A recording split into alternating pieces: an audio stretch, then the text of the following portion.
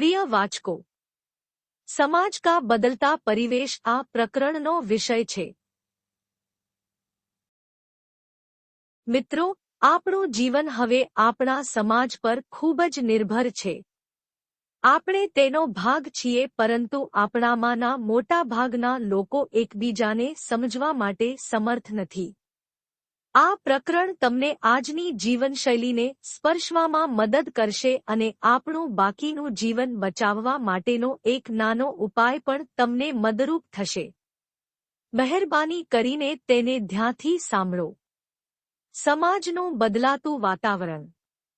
જ્યારે અમુક ગુણો એકત્રિત કરવામાં આવે છે ત્યારે સમાજની રચના થાય છે। સમાજ સંસ્કૃતિનું સર્જન કરે છે। જેવી રીતે શીર્ષકમાં તમારી સામે એક લીટી લખેલી છે, તેવી જ રીતે આ સમગ્ર પ્રકરણનો મૂળ મંત્ર પણ છે। વૈદિક કાળમાં ઘણી ગ્રામીણ પ્રણાલીઓ પણ પ્રચલિત હતી, જેમાં ઘણા બૌદ્ધિક રીતે વલણ ધરાવતા લોકોએ સમાજને તેમની સેવાઓ પૂરી પાડી હતી। જેમ જેમ સમય વીતતો ગયો તેમ તેમ આ સિસ્ટમો લગભગ ભાંગી પડી, પરંતુ આજે પણ તેમની ગંધ ભારતની ભૂમિમાં સ્પષ્ટ દેખાય છે। આજે આપણે જે સમાજમાં જીવી રહ્યા છીએ તે આધુનિક જીવનશૈલીને પ્રતિબિંબિત કરે છે। પરંતુ જો આપણે ભારતીય ગ્રામીણ વ્યવસ્થાઓને સમજીએ તો આપણે સ્પષ્ટપણે જાણી શકીશું કે આપણો આધુનિક યુગ આપણને ક્યારનોએ આવી જટિલતામાં લઈ આવ્યો છે। ઘણી બધી કૃત્રિમ સુવિધાઓ ઊભી કરવામાં આવી છે, તો બીજી તરફ આપણી માનસિકતા દિવસેને દિવસે ઓછી થતી જાય છે। આપણે જે સમાજમાં રહીએ છીએ તે આપણને હંમેશા પ્રેરણા આપે છે કે પરિવર્તન જરૂરી છે। જ્યારે સમય બદલાતો હોય છે ત્યારે તે આપણા વ્યક્તિગત જીવનમાં પણ પરિવર્તનને આમંત્રણ આપે છે।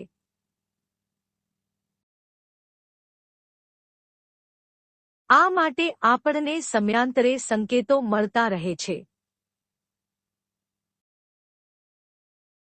આપણે સંકેતોને ત્યારે જ સમજી શકીએ છીએ જ્યારે આપણે માનસિક રીતે શાંત અને સ્વસ્થ રહી શકીએ। આ પ્રકરણ તમને આ બંને વિષયોથી વાકેફ કરવાનું કામ કરશે। દરેક વ્યક્તિને દરેક સમાજને જોવાની પોતાની રીત હોય છે। આપણો અભિગમ એ વાત પર નિર્ભર કરે છે કે આપણે સમાજ સાથે કેવા પ્રકારના વ્યવહાર કરી રહ્યા છીએ। ચાલો એક નાના ઉદાહરણ સાથે સમજીએ। માની લો કે કોઈ વ્યક્તિને તેના મિત્ર સાથે કોઈ વાતને લઈને વિવાદ છે। આ ઘટનાને ત્રણ અલગ અલગ વ્યક્તિ જોઈ રહી છે, જેમાં પહેલો ડોક્ટર, બીજો પોલીસકર્મી અને ત્રીજો કોર્ટ સાથે જોડાયેલો વ્યક્તિ છે। દરેક જણ પોતપોતાની પોસ્ટ્સમાં પ્રામાણિકપણે કામ કરવા જઈ રહ્યા છે। ત્રણેય પોતપોતાના પ્રદેશોના નિયમોથી પણ બંધાયેલા છે। જ્યારે આ ઘટના બની રહી હતી ત્યારે આ ત્રણેય વ્યક્તિઓએ તેને પ્રત્યક્ષદર્શી તરીકે જોયું હતું। ધીમે ધીમે મામલો મારામારીમાં ફેરવાઈ ગયો અને બંને મિત્રોએ એકબીજાને મારવાનું શરૂ કરી દીધું। આ ઘટનાના બીજ કાઢતી વખતે આ ત્રણેયના મનમાં જુદા જુદા વિચારો ઉદ્ભવ્યા।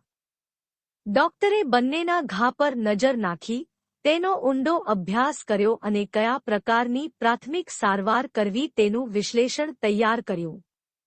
ત્યારબાદ તબીબે પણ બંનેની યોગ્ય પદ્ધતિથી સારવાર કરી આરોગ્યલક્ષી દવાઓ આપીને ફરજ બજાવી હતી। અહીં આપણે આ આખી ઘટનાને મેડિકલની દ્રષ્ટિએ જોઈ છે। આ ઘટનામાં પોલીસકર્મીએ પહેલા એ વાતને સમજવાનો પ્રયાસ કર્યો કે જેના પરથી આ ઘટના સામે આવી। આ બાબતને ગંભીરતાથી લઈ પોલીસકર્મીએ પહેલા બંને મિત્રોને નિયમો શીખવ્યા હતા। ત્યારબાદ બંને એક્ટના પંચનામું તૈયાર કરવામાં આવ્યું હતું. ત્યારબાદ દંડ સંહિતાના નિયમ મુજબ બંને માટે સજાની જોગવાઈ કરવામાં આવી હતી.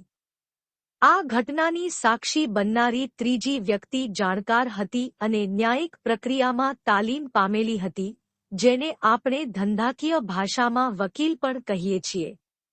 વાક્ય નક્કી કર્યા પછી તેમણે બંને મિત્રોને જુદી જુદી રીતે કહેવાનો પ્રયાસ કર્યો કે કેવી રીતે તેમના વાક્યને ઘટાડી શકાય અથવા દૂર કરી શકાય. તેમણે બંને મિત્રોને ખાતરી પણ આપી હતી કે આવી સિસ્ટમ કોર્ટમાં પહેલેથી જ સૂચવવામાં આવી છે, જેમાં દંડ સંહિતાને દયાભાવમાં ફેરવી શકાય છે. તમે જોયું છે કે વ્યક્તિનું કાર્યક્ષેત્ર જેવું છે, તે ઘટનાને એ જ દૃષ્ટિકોણથી જોવાનો પ્રયત્ન કરે છે.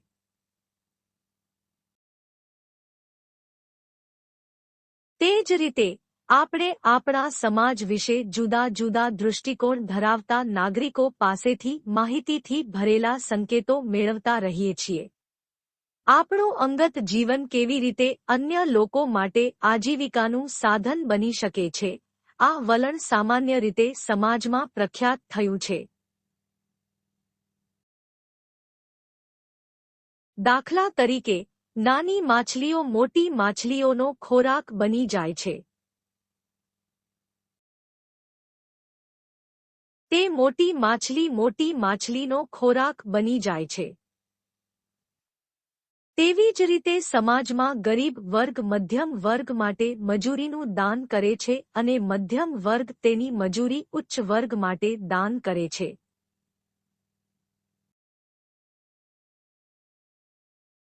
આ ચક્ર ચાલતું રહે છે. પરંતુ આ ચક્ર સાથે ગરીબ ગરીબીના સૌથી ઊંડા વાવાઝોડામાં ફસાઈ જાય છે અને બીજી બાજુ વધુ ધનિક અને ધનિક બને છે. કુદરતની ન્યાય પ્રણાલી બધા માટે એકસરખી છે. પરંતુ માણસે પોતાના સ્વાર્થ માટે સમાજને આવા વિષચક્રમાં મૂકી દીધો છે, જેના કારણે દરેક નાગરિક તેના અંગત જીવનમાં ભારે ચિંતાથી પીડાય છે. સમાજ એક એવી જાળમાં ફસાઈ ગયો છે જેમાંથી બહાર નીકળવું લગભગ અશક્ય લાગે છે.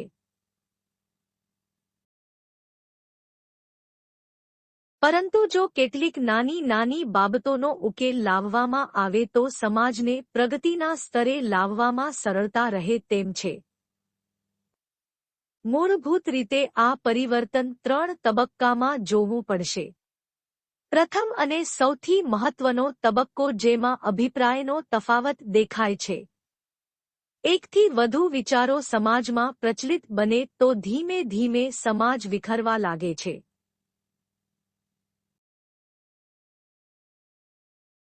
મતભેદો હોવા સ્વાભાવિક છે અને તેનો આધાર પણ છે.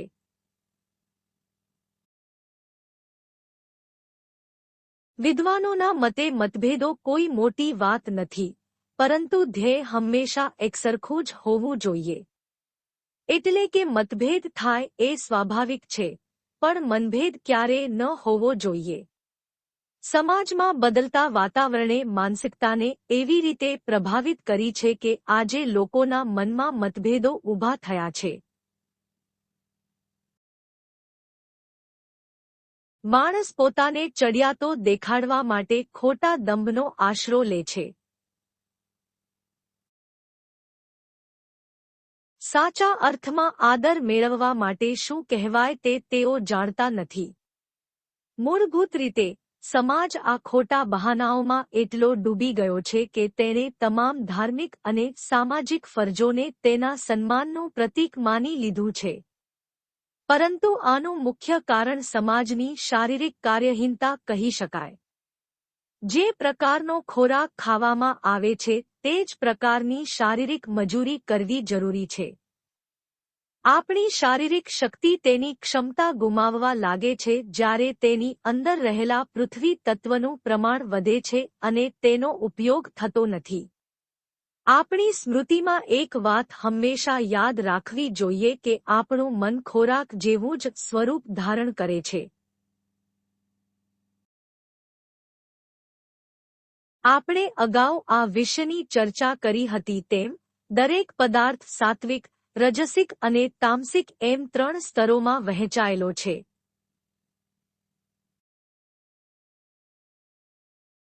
એ જ રીતે આપણી ક્રિયાઓ પણ વિભાજિત થયેલી છે. એટલે કે હવે આપણે જે પ્રકારનો ખોરાક ખાઈએ છીએ તેનું ફળ આપણે ભોગવવું પડી શકે છે. આપણે બધા આપણા ખોરાકમાં અનાજનો વધુ ઉપયોગ કરીએ છીએ, તેથી આપણે વધુ શારીરિક પ્રવૃત્તિઓનો ઉપયોગ કરવો જોઈએ. હવે જો આપણી શારીરિક પ્રવૃત્તિઓ સામાન્યથી ઓછી થઈ જાય તો આવી સ્થિતિમાં આપણે પણ ખાસ કરીને માનસિક ગૂંચવણોનો સામનો કરવો પડે છે. તે તમારા મગજમાં આવતું હશે કે આપણે કઈ દિશામાં આગળ વધી રહ્યા છીએ. મિત્રો, હકીકતમાં આપણે સમાજને ફક્ત ભૌતિક સંસાધનો તરીકે જોવાનો પ્રયાસ કરીએ છીએ, પરંતુ સામાન્ય રીતે આપણે તેની પાછળની હકીકત જાણતા નથી. જ્યાં સુધી આપણે મૂળને ઓળખી નહીં, ત્યાં સુધી આપણે ઝાડનો ઉકેલ શોધી શકીશું નહીં. સમયના પરિવર્તનનો અર્થ પ્રકૃતિ પર પ્રકૃતિના નિયમો લાદવાનો અને તેનું શોષણ કરવાનો પ્રયાસ કરવો જોઈએ નહીં. આ પરિવર્તનનો સીધો સંબંધ તકનીકી વિચારધારા અને તેની તરફની શૈક્ષણિક પ્રણાલીમાં પરિવર્તન સાથે હોવો જોઈએ. સમાજના ઉત્થાન માટે નિયમો બનાવવામાં આવે તો તેનો પણ યોગ્ય ઉપયોગ કરવો જોઈએ. અહીં સંક્ષેપમાં કહી શકાય કે વ્યક્તિએ પ્રાથમિક કક્ષાએ જ પોતાના વ્યક્તિત્વનો વિકાસ કરવો જોઈએ. વ્યક્તિત્વ એક એવી છબી છે જે સમાજને ગતિ આપે છે. આ ગતિ ભવિષ્યને દિશા અને આકાર આપવાનું કામ કરે છે. જો વ્યક્તિત્વ વિકાસને બદલે માત્ર ટેકનોલોજીકલ વિકાસ પર ધ્યાન કેન્દ્રિત કરવામાં આવે તો દરેક સમાજનું પતન એક સામાન્ય ઘટનાનો પર્યાય બની જશે. મૂળભૂત રીતે, તકનીકી હંમેશા માનવ સાથી રહી છે. પરંતુ હાલની લાઇફસ્ટાઇલમાં માનવીએ ટેકનોલોજીનો ઉપયોગ એવી રીતે કરવાનું શરૂ કર્યું છે કે તે શારીરિક રીતે નબળો પડી ગયો છે. લગભગ દરેક માનવી શારીરિક રીતે અસ્વસ્થ લાગે છે. બાળકો બાળપણમાં મોટા ભાગના રોગોનો ભોગ બને છે. ખોરાકનું પોષણ મૂલ્ય માત્ર સ્વાદ પૂરતું મર્યાદિત છે. વિવિધ તકનીકી સાધનોની મદદથી અમે અમારા જીવનને આધુનિક બનાવ્યું છે. સમાજમાં માહિતીનો પ્રવાહ ખૂબ જ ઝડપથી થઈ રહ્યો છે. દરેક ક્ષેત્રમાં પ્રગતિ થઈ રહી છે. માનવી પણ ટેકનોલોજીની મદદથી નવી પસંદગીઓ કરી રહ્યો છે. પરંતુ આ બધું થયા પછી પણ આજીવિકાની કટોકટીથી આપણા બધાના જીવનને ખૂબ અસર થઈ છે. આજીવિકાએ તેનું સ્વરૂપ પણ બદલી નાખ્યું છે. પરંતુ આપણે બધા સમાન જૂના ધોરણોનું પાલન કરી રહ્યા છીએ. સામાન્ય માણસ પણ ધનવાન બની શકે તે માટે સમાજમાં આવી વ્યવસ્થાઓ વિકસાવવામાં આવી છે. પરંતુ તેમની માનસિકતા બદલવી એક મોટો પડકાર સાબિત થઈ રહ્યો છે. આમ, જો સરળ વિકલ્પ પૂરો પાડવામાં આવે તો તેની ઉપયોગિતામાં વધારો થવો જોઈએ. પરંતુ સમાજમાં એક માનસિકતાએ મૂળિયા નાખ્યા છે, જેમાં સમાજને લાગે છે કે જ્યાં સુધી ખૂબ સંઘર્ષ ન થાય ત્યાં સુધી પૈસા કમાઈ શકાતા નથી. આવી સ્થિતિમાં ચેરિટીના તમામ ક્ષેત્રોને ઘણી શક્તિ મળી છે. દાનના નામે સમાજમાં અનેક દંભીઓનો જન્મ થયો છે.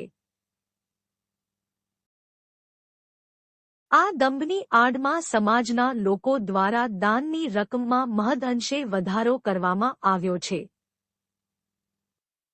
એવી પ્રથા પ્રચલિત થઈ ગઈ છે કે દાન દ્વારા આપણું જીવન સુખી થઈ શકે છે. ખરેખર નૈતિક શું છે કે હોવું જોઈએ તે જાણ્યા વિના દાનના રૂપમાં દંભ સમાજને ખોખલો કરી રહ્યો છે, કારણ કે અહીં આરોગ્યની માત્રા ધાર્મિક વિધિઓ કરતાં વધી ગઈ છે. એવું નથી કે આ દાનથી માણસને ફાયદો નથી થતો, પરંતુ આની પાછળનું મુખ્ય કારણ અસરકારક સાબિત થતું નથી. આપણા સમાજમાં પરોપકારનો ટ્રેન્ડ દિવસેને દિવસે વધતો જાય છે. હાલ આ માટે ખાસ સરકારી કે બિનસરકારી ફોરમ બનાવવામાં આવ્યા છે. પરોપકારની આડમાં રાજકારણ અસરકારક બન્યું છે અને સામાન્ય જનતા હેતરાયાની લાગણી અનુભવી રહી છે.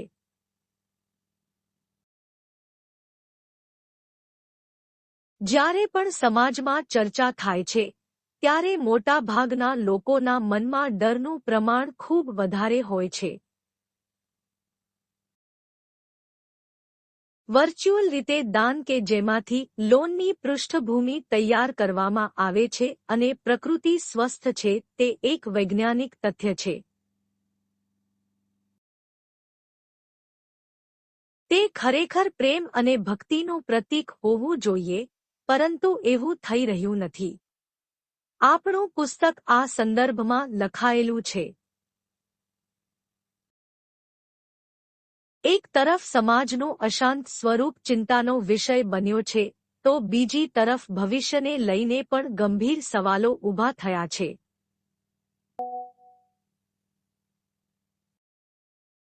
હકીકતમાં આ પ્રકારના મોટાભાગના પ્રશ્નો આપણા જીવનમાં પ્રવેશે છે જેના દ્વારા આપણે આપણી જાતને ગંભીર ચિંતન તરફ દોરી જઈએ છીએ. પ્રશ્ન તરીકે દેખાતા કોઈપણ મુદ્દા સાથે વ્યવહાર કરવા માટે 3 પાસા છે: ચિંતા, ચિંતન અને ઉકેલ. ચિંતા હંમેશા માનસિક પીડા તરફ દોરી જાય છે. ચિંતાનો સૌથી મોટો નુકસાન એ છે કે આપણું મગજ તાણયુક્ત સ્થિતિમાં જાય છે. ચિંતન એટલે તે બિંદુ પ્રત્યે સકારાત્મક વલણ.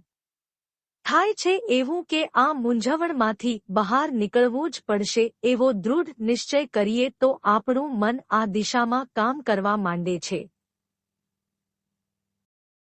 ધીરે ધીરે આપણી બૌદ્ધિક શક્તિ પણ આપણી સામે અનેક વિકલ્પો મૂકવા માંડે છે.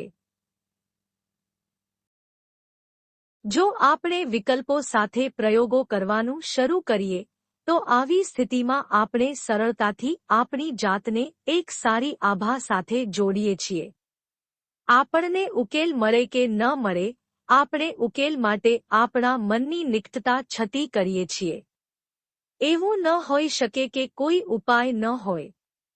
આ માટે સમય અથવા સંજોગો ચોક્કસપણે તેમનો ટેકો પૂરો પાડે છે. જેમ ખેડૂત હજારો બિયારણને જમીન પર વિખેરી નાખે છે, તે જ રીતે આમાંથી મોટા ભાગના બીજ અંકુરિત થાય તેવા આશયથી. ઘણા બીજ સમયની સાથે અંકુરિત થાય છે. પરંતુ તે પણ શક્ય નથી કે દરેક અંકુરિત બીજ એક આખો છોડ અથવા ઝાડ બની જાય. પરંતુ એવું પણ બની શકે કે વિખરાયેલા હજાર બિયારણમાંથી 1/3 પણ અંકુરિત થઈને છોડ કે જગતનું સ્વરૂપ ધારણ કરે તો ખેડૂતની મજૂરી સફળ ગણાય. તેવી જ રીતે ઉકેલ મેળવવા માટે વિવિધ વિકલ્પોનો ઉપયોગ કરવો શ્રેષ્ઠ માનવામાં આવે છે.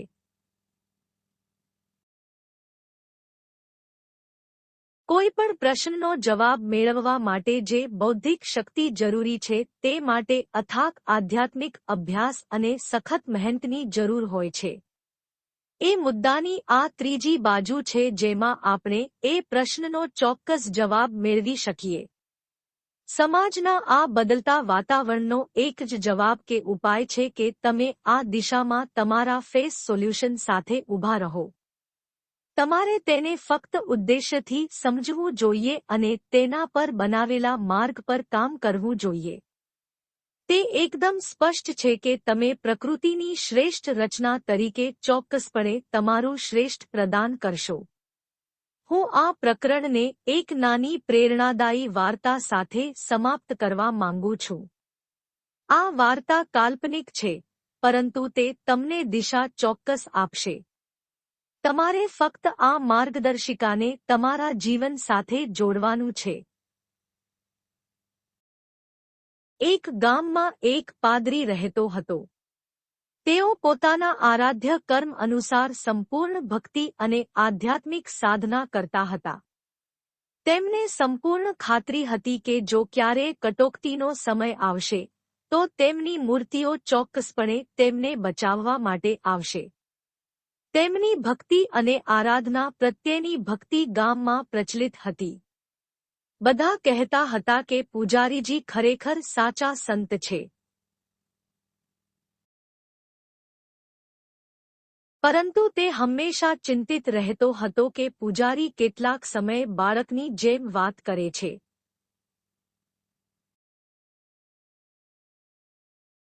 એક વખત વરસાદની ઋતુમાં વધારે પાણી એકઠું થવાને કારણે નદીનો એક કિનારો તૂટી ગયો હતો. નદીનું પાણી ઝડપથી ગામ તરફ જવા લાગ્યું.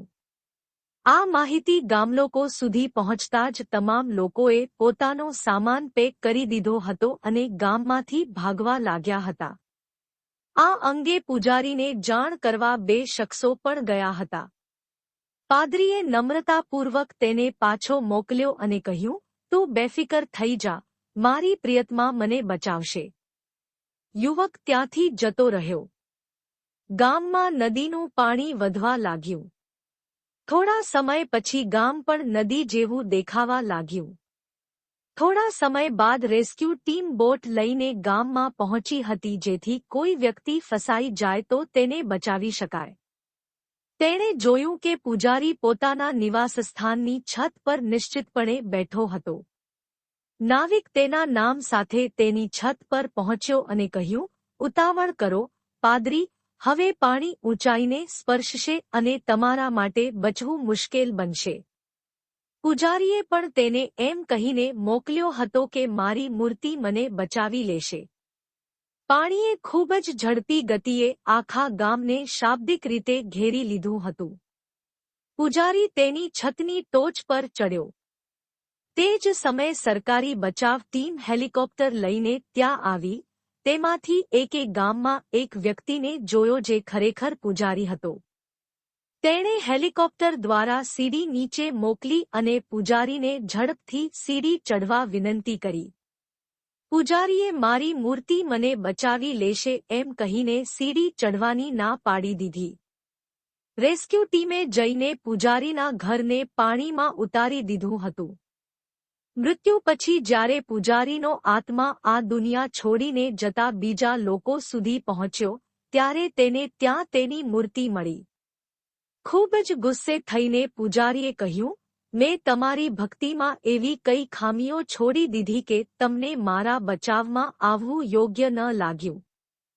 પૂજારી બીજું કંઈ કહે એ પહેલા જ તેના ઉપાસકે ગુસ્સાના હળવા અંદાજમાં કહ્યું કે મેં તને 3 વાર સંકેત મોકલ્યો હતો કે તું બને એટલી જલ્દી આ જગ્યા છોડીને જા. પણ તમે દરેક વખતે ના પાડો છો. કુદરતના નિયમ મુજબ હું ક્યારે આવીને કોઈની રક્ષા નથી કરી શકતો, હું માત્ર રસ્તો બતાવી શકું છું. હવે જો માનવબુદ્ધિ કામ ન કરે તો એમાં મારો શું વાંક? જે રીતે પૂજારીનું પદ બતાવવામાં આવ્યું છે, તે જ સ્થિતિ આજે આપણા સમાજમાં બની છે. આપણે માનસિક રીતે ખૂબ જ નબળા છીએ. અહીં આપણે વિચારીએ છીએ કે કોઈ દૈવી શક્તિ આવીને આપણને બચાવશે. આપણે એક શિક્ષક તરીકે એકવાર આપણા મનને સમજવું પડશે કે જ્યારે પણ કોઈ કુદરતી આપત્તિ આવે છે, ત્યારે આપણા બધા ધાર્મિક સ્થળો, પછી ભલે તે સંપ્રદાય અથવા સમુદાયના હોય, સમાન અસર કરે છે. હું આશા રાખું છું કે તમે બધા આ પ્રકરણનું રહસ્ય સમજી શકશો. જો આપણા જીવનમાં કોઈ તારણહાર તરીકે આવે છે, તો આપણે પહેલા તેનો આદર કરવો જોઈએ અને તે આપેલી પસંદગીઓને સમજવી જોઈએ. દરેક વિકલ્પ પર કામ કરવું જરૂરી નથી, પરંતુ નવીન વિચારસરણીથી ચોક્કસપણે ફાયદો થાય છે.